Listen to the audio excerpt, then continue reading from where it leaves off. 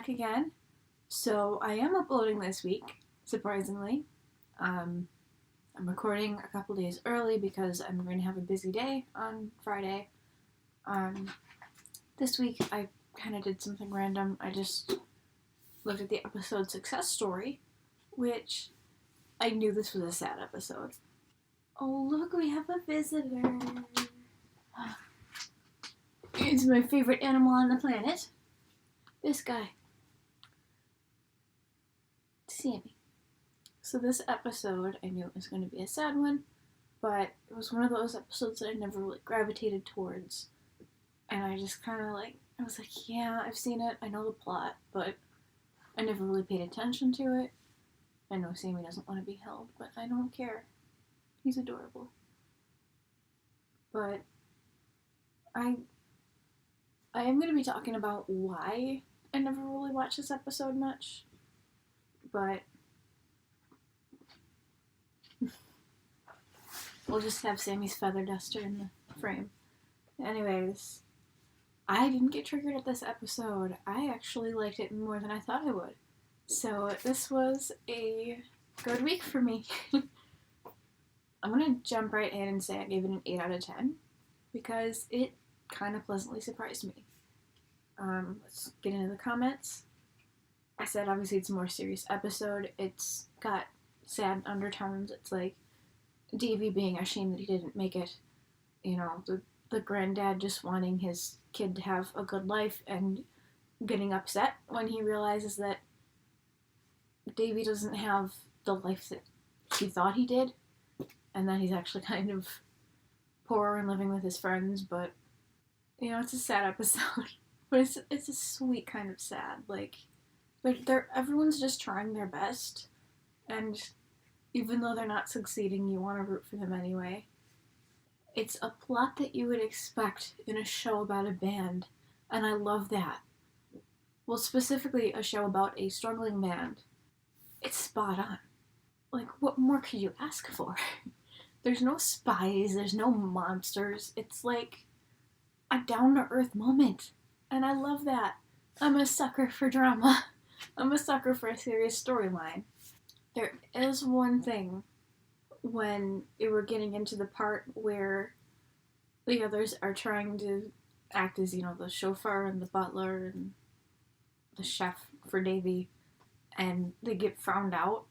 It's just so chaotic, and I get really bad secondhand embarrassment from television shows when there's really awkward moments and confrontation stuff. And that part specifically made me a little, not my jam, but I've seen way worse. I don't really know why, it's just always been how I am. So, generally in episodes where I do feel secondhand embarrassment, I don't tend to go back to those. That one I was just kind of it wasn't as bad as it could have been, but at the same time I was that's probably one of the reasons why I didn't go back to this one. I feel just in previous viewings, nothing really stood out to me. And then there were moments where it's just they're trying so hard. And stuff like that happens, and I was I don't know. I did have one thing that I was a little weird about, and that was when they say that Davy's a minor and his granddad is his guardian. And it's these boys are in their 20s, at least. They look and act like adults. Well, they don't act like adults, but from their demeanor, you could assume that they're adults, and you'd be correct.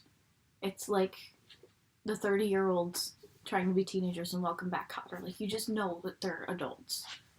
So that I was a little iffy on, but that detail that I kind of missed before, it does work in the sense that that's why Davy wouldn't really be fighting his granddad when the granddad is I have to take you back to England. Because if he really was a minor in that context and the granddad was his guardian, he would kind of have to do what he says. But, it makes sense in that context. It's still weird to me. I also didn't feel like there was a good reason for the granddad to want to take Davy back to England. Like Michael said, he was probably just lonely. Yeah, they weren't doing so great, but he's still got, his closest friends there. He's living in a decent apartment. I wish I had a place that nice. I mean, I'd still live at home, but I'm probably not going to get a place that nice when I move out at first. So, good on them for affording a beach apartment. Like, wow. I mean, I can barely afford it, but still. Suspension of disbelief. I don't know, that part was just kind of rushed over. And if they had, developed that a bit more, maybe another couple, 30 seconds of him telling Davy, look, I want to sit down and have a talk with you. I don't think this is working. I think you should come back to England. I think it's more practical. Then maybe they would have not run so short.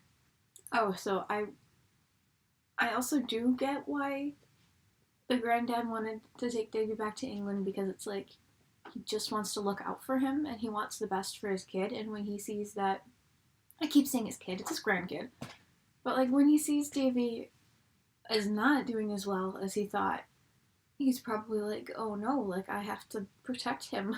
I can't let him live like this. He's not a bad guy in any sense.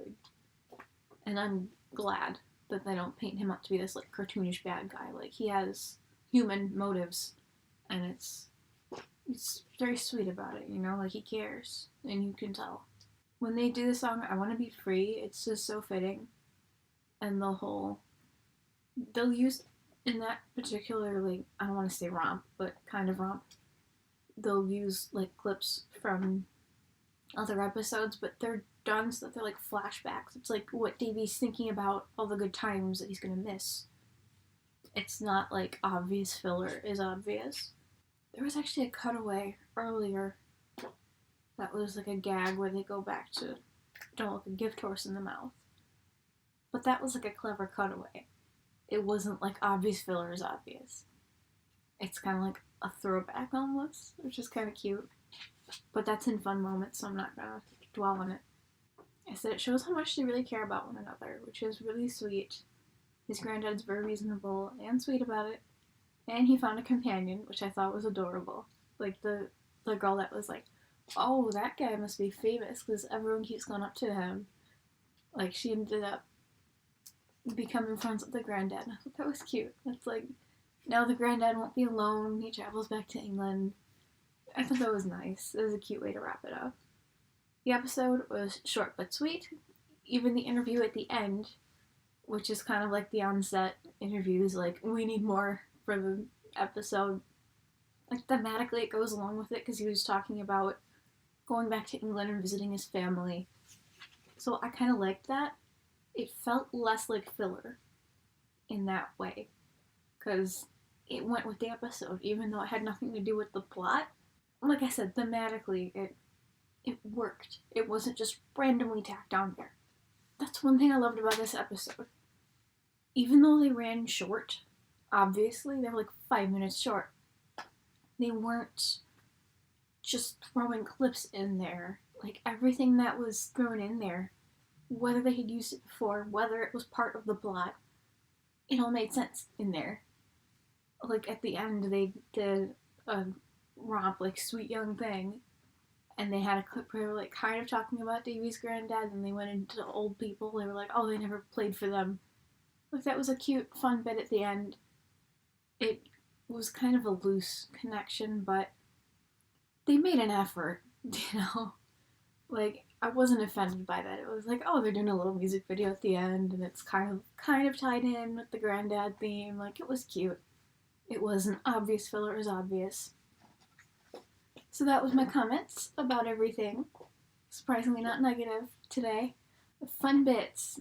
When they had Mr. Schneider, and Mike said he's our advisor. I thought that was cute. They needed more Schneider. I love how they just acted oh yeah, he's another one of us. The part where Mike was you wouldn't believe the kind of spaghetti I make. And then the chef, or the restaurant owner, gets really mad at him. He's I didn't say I was good, I just said you wouldn't believe it. When Peter talks to the ice cream man, he just full on goes nonverbal. He doesn't say a word, he's just doing gestures and stuff. I thought it was kind of cute and weird and random, but I love it. There was one part, this took me back to those days when I had a crush on Mickey, because there was a bit I watched it and I was like, I remember loving that. Where Mickey was the chauffeur and Davy's like, how would you get a woman in the back of the car? And Mickey's response is, as quick as I can. And he does it in a very creepy kind of way, and it was so funny. And I'm like, I remember that. Mike's inability to pronounce fancy dish names is very relatable. I can't pronounce shit to save my ass. I could eat a horse. Why didn't you say so? And then they cut to the clip from Gift Horse. I thought that was really clever. It was just a cute, quick, snappy cutaway. It wasn't obvious fillers obvious. I did mention that before. The chaos at the airport when the others try to stop Davy and his granddad is like one of the most chaotic scenes ever in the whole show. It's so much chaos and it just goes on and on. It's crazy. Oh, I actually skipped one thing that I wrote. The ice cream man wants his jacket back when he's already wearing one. Like, he's not wearing a shirt underneath. It's just like a jacket and then there's like a bear under it, but he's like, give me my jacket back, like 10 times, and he's wearing the jacket. It's like, I get it, he wants his whole ensemble back, but be more specific, because you're wearing a jacket, my dude. Back to the airport. I love how they'll put like little Easter eggs in the background. This time I was looking at the chalkboard and it says Clarksville as one of the destinations. Sweet Young Thing, love that song, such a jam, fun romp. Mickey's impression of Davy at the interview, when Davy was saying he's got a baby face and everything, Mickey was, when did his impression as like a baby, like gaga goo goo. It was just such a Mickey moment and it was so cute and fun. That's all I had for this episode. It feels very rushed today, and I apologize, but that's just the mood I'm in today. I liked it. I really did. It's not one of those episodes that's like so special or so cute or so funny that it makes me want to go back to it again and again. But watching it, I really appreciated it for what it was. It did everything well. I didn't think it was the funniest episode because it was very serious, but I liked it. I really did. I'm gonna end January on a high note, and I will see you next week. Bye.